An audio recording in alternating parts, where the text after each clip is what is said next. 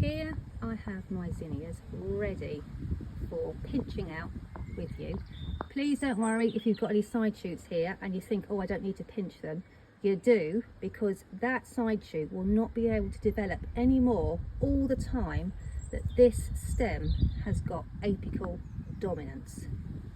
Now this example is a very easy one to do. You can see there's a bit of space there just below those set of leaves where you can just snip the head off, and that will take away the apical dominance.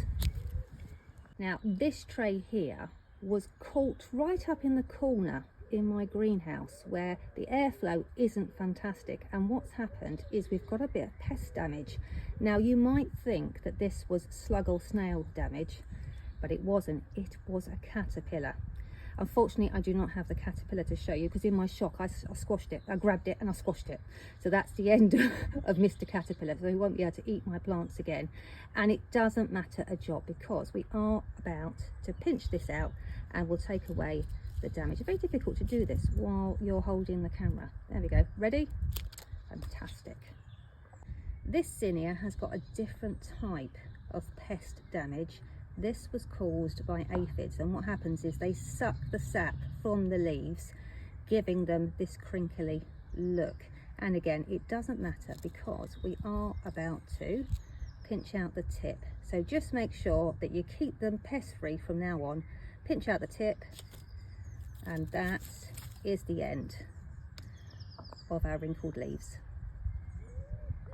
I've caught it really early because you can see the plant just behind, that doesn't have any pest damage at all. We'll still pinch it out though. Now don't worry if your plants are not as big as mine. You don't want to pinch them too early because otherwise you'll take away too much of the foliage which they need to photosynthesize. And you might also be tempted to just pinch them really gently and just take out the top pair of leaves. However, that is not enough to take away the apical dominance.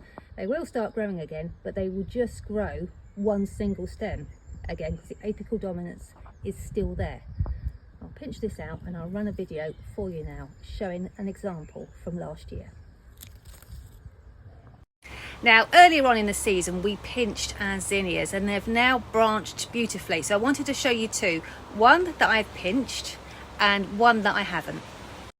So here we go, I've turned the camera around for you and you can see, if you look, there's the wound where I originally pinched this zinnia, and I've got 3 stems now instead of just the one. And this zinnia here has not been pinched. So you can see the leaves are much larger and the plant is putting all of its energy into just the one stem. But I find that that can make the zinnias a bit too big and clumsy for my garden and also for arranging. Don't be too delicate when pinching out zinnias. They're a bit diva-ish. So if you take out, for example, just the very tip, then they've got a terrible habit of just then waking up one side shoot and just making that grow. So you need to take out a good chunk. So the best thing to do is, if it's about to flower, is let it flower, and then it will be less painful to take out a nice big chunk of the stem. There you go, I've got one for you. So I did pinch it out, but really delicately. Let's put that there. So literally what I did is I just did that.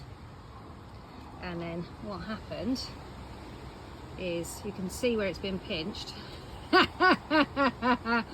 It's still got apical dominance. Rather than that, you need to do that.